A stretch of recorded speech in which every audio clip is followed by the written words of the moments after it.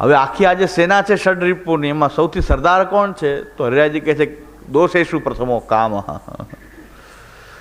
કામ છે બધાનો સરદાર છે. હરિરાયજી કહે છે કે ક્રોધ તો શાંત થઈ જાય, પણ કામ તો જેટલો એ ભોગવવાથી એટલો જ પાછો વધે છે.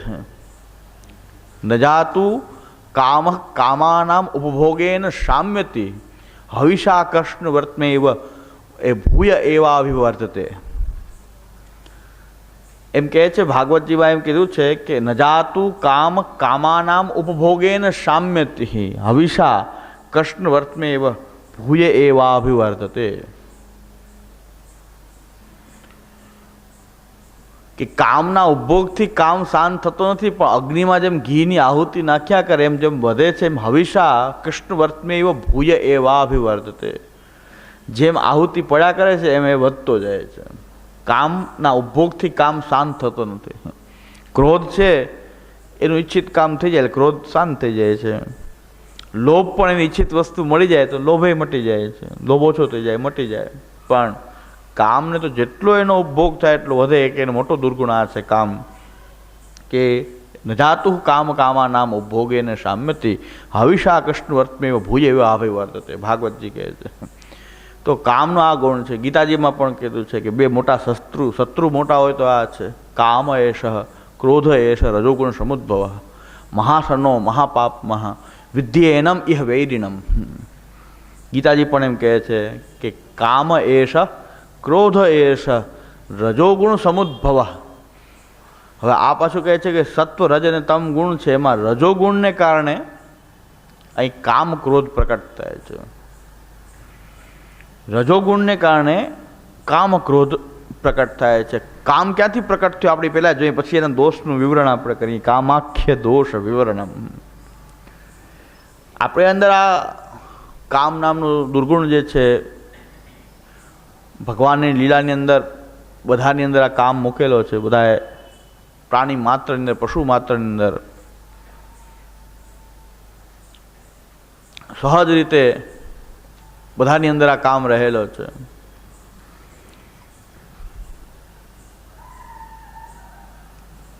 ભગવાન કહે છે ધર્મા વિરુદ્ધ યહ કામ કામોસ્મિ ભરતર્ષભ. ધર્મથી અવિરુદ્ધ કામ એ મારું સ્વરૂપ છે. ભગવાન કહે છે કામને સાવ એટલો બધો ખરાબ નહીં માનવું હો, પણ ધર્મથી અવિરુદ્ધ કામ એ હું જ છું.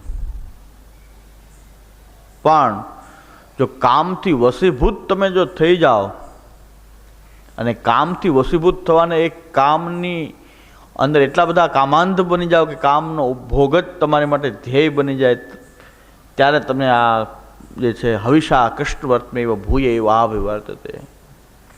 એ દરેક ઇન્દ્રિયો એના વિષય તરફ ખેંચાઈ તો રહી જ છે, ખેંચાય છે, એના વિષય તરફ જઈ રહી છે. પણ તમે એનાથી થોડાક નિર્લેપ જો રહી શકતા હો તો ગીતાજીમાં ભગવાન કહી રહ્યા છે પશ્યન શૃણવન સ્પશન જિઘ્રન અશ્નન ગચ્છન સ્વપન શ્વસન પ્રલપન વિસુજન ગૃહણન ઉન્નિમિશન નિમિશન અપી ઇન્દ્રિયાણી ઇન્દ્રિયાર્થેષુ વર્તન્તે ઇતિ ધારયન.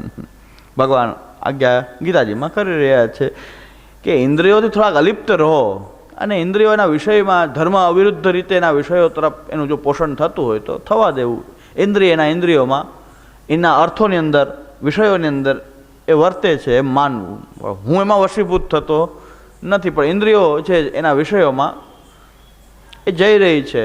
પણ એ પણ પાછી એક મર્યાદા એની એ છે ધર્મથી વિરુદ્ધ ન હોય એ પ્રકારે. તો કહે છે કે બધી ઇન્દ્રિયો જે પોતાના કાર્યમાં જાય છે, એના કાર્યમાં એ અહીં આપણા આ પુસ્તિકામાં પણ અહીં ઉપનિષદનું જે ઉદાહરણ આપેલું છે કે ઉપનિષદની અંદર આપણું જે શરીર છે એને રથ કીધો. આ શરીર છે એ રથ છે, એમાં બેઠનારો જે આત્મા છે એ રથી છે, એટલે કે રથમાં બેસનારો. આ શરીર છે એ રથ છે, આત્મા અંદર જીવાત્મા જે બેઠો છે એ રથી છે. પછી ઇન્દ્રિયો છે એ ઘોડા છે, એ બુદ્ધિ છે સારથી છે, મન છે એની ચાબુક છે, અને આ ઇન્દ્રિયો છે ઘોડા છે. તો એ પ્રકારથી આ જે ઘોડા જે છે ઇન્દ્રિયો ના, એ તો એના અને જે વિષયો છે એનું ચરિયાણ, એનું જે ચરિયાણ છે કે જ્યાં ચરે છે બધા, તો આપણે જોશું ઘોડાગાડીમાં ઘોડા બાંધેલા હોય એમ ઘાસ ને એવું જોઈ એટલે ત્યાં તરત જ દોડવા તો જાય, પણ તરત જ ઉપર બેઠેલો જે સારથી હોય એને બુદ્ધિ જે છે સારથી છે ને એ લગામને ખેંચી રાખે. લગામને ખેંચી રાખે એટલે એની મન થાય ત્યારે એ ચરિયાણ બાજુમાં આવ્યું ને કોઈ ઘાસ દેખાણું નથી કે આ બધા એમાં લાગી ગયા એમ લાગવા ન દે, એને પકડી રાખે. પોતે જ્યારે એને આપે ખાવાનું, એનો ટાઈમ થાય ને ખાવાનું આપે ત્યારે એને આપે, ત્યારે ઘોડા એમાં ખાય. ઘોડા ખાયા વગર તો રહેતા નથી, પણ જ્યારે ઈચ્છા થાય ને ચાલતી હોય રથ અને કાંઈક એને દેખાઈ જાય ઘાસ, તરત જ એના જવાની કોશિશ કરવા માંડે. ચાલવાનું આમ હોય ને ઘોડા પછી આમ ચાલવા માંડે, તો એને બુદ્ધિ જે છે એ સારથી છે ને લગામ ખેંચી રાખે. મન ચાબુક છે. એટલે આ બુદ્ધિની અંદર એવું જ્ઞાન જે હોય તો એની લગામથી ખેંચાયેલા આ ઘોડા રાખવા જોઈએ. કે બુદ્ધિની અંદર આપણે ધર્મ અધર્મ શું કરવું જોઈએ શું ન કરવું જોઈએ એના ઉપદેશને જો ભરીને રાખ્યા હોય બુદ્ધિમાં, તો ઇન્દ્રિયોના ઘોડા જે છે સ્વચ્છંદ વિચરણ ન કરી શકે. એના ઉપર લગામ એ બુદ્ધિથી એના ઉપર, બુદ્ધિ સારથી છે ને, બુદ્ધિ એને ચલાવે એમ ઘોડા ચાલે. તો બુદ્ધિ એ સારથી છે. બુદ્ધિ જ આપણી બંધ કરી દીધી હોય તો પછી ઇન્દ્રિયોના ઘોડા જાય જા. એટલે જ્યાં જાય ત્યાં પછી તો નાશ જ થવાનો છે. જો ઘોડાઓને લગામ નહીં હોય અને રથમાં બાંધેલા છે તો પછી ગમે ત્યાં ભટકાઈ જાય ને પછી ગમે ત્યાં તમને ખાડામાં નાખી દે. તો ઘોડાઓને તો ઠેકડા મારતા આવડતું હોય બરાબર, પછી અંદર બેઠો જે રથી છે એ તો મરી જાય ને, કારણ કે એ તો શાંતિથી બેઠો હોય. ઘોડાને ઠેકડા મારીને કદાચ હટી જાય, પણ આત્માને ડૂબાડી દે છે. આ ઇન્દ્રિયો જે છે એ અંદર બેઠેલા રથીને ડૂબાડી દે છે, એને ઘોર નરકમાં પહોંચાડી દે. પણ એના ઉપર લગામ બુદ્ધિ એ સારથી છે, એને ચલાવવાનું કામ એ શાસ્ત્રનું અધ્યયન, મહાપ્રભુજી આચાર્યોની વાણીનું અધ્યયન, ધર્મશાસ્ત્રોનું અધ્યયન, ભાગવદ્ ગીતા આદિ ભક્તિશાસ્ત્રોનું અધ્યયન, એના દ્વારા એના ઉપદેશો બુદ્ધિમાં ભરીને જો રાખ્યા હોય તો એક લગામ એના ઉપર રહે છે. એટલે રજોગુણથી ઉત્પન્ન થયેલા છે આ બધા દોષો, કામ વગેરે દોષ રજોગુણને કારણે થાય. રજોગુણ આપણી અહંતા સાથે જ્યારે મળે છે ત્યારે ક્રોધ પ્રકટ થાય છે, અને રજોગુણ મમતા સાથે મળે ત્યારે કામ પ્રકટ થાય. કામનું ઉદ્ભવ સ્થાન છે રજોગુણ જે છે, આપણી અંદર રહેલો જે રજોગુણ છે એ પાછો મમતાથી મળે ત્યારે કામ ઉત્પન્ન થાય છે. કામ એશ ક્રોધ એશ રજોગુણ સમુદ્ભવ મહાશનો મહાપાપમાં વિધ્યેનમ યહ વેરિણમ. સૌથી વેરી એ છે આપણો કામ, આપણો સૌથી મોટો વેરી છે. કોઈ પણ ધર્મ સાધનાની અંદર કામી જે છે, કામથી તો પતન જ થયું છે. કોઈ પણ ધર્મ સાધનાની અંદર, પછી પુષ્ટિમાર્ગની હોય કે કોઈ પણ સાધના હોય, આ પુષ્ટિમાર્ગને તો ખોટો બદનામ બધા કરી રહ્યા છે કે પુષ્ટિમાર્ગમાં કોઈ દોષ જ નથી. અહીં વૈરાગ્યનું કામ નથી. મહાપ્રભુજી કહી રહ્યા છે વૈરાગ્યમ પરિતોષમ ચ સર્વથા ન પરિત્યજેત. વૈરાગ્ય સંતોષ તો ક્યારે જોવા નહીં, વૈરાગ્ય તો આજ્ઞા કરી રહ્યા છે. તો ગોપીનાથજી આજ્ઞા કરી રહ્યા છે શાંતિ અને વિરક્તિ આંતરિક ચિહ્નો છે ભક્તના. બાહ્ય ચિહ્નો કંઠીને માલા છે, પણ આંતરિક ચિહ્ન તો એની શાંતિ અને વિરક્તિ.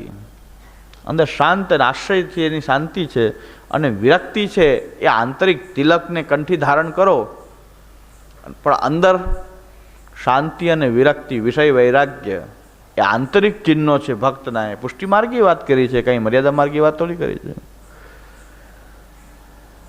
એટલે મહાશનો મહાપાપમાં વિદ્યેનમ યહ વેરિણમ. આપણી અંદર રહેલા બે જો મોટા વેરી હોય તો કામ અને ક્રોધ છે. પણ એની ઉત્પત્તિ ક્યાંથી થાય છે? રજોગુણથી થાય છે.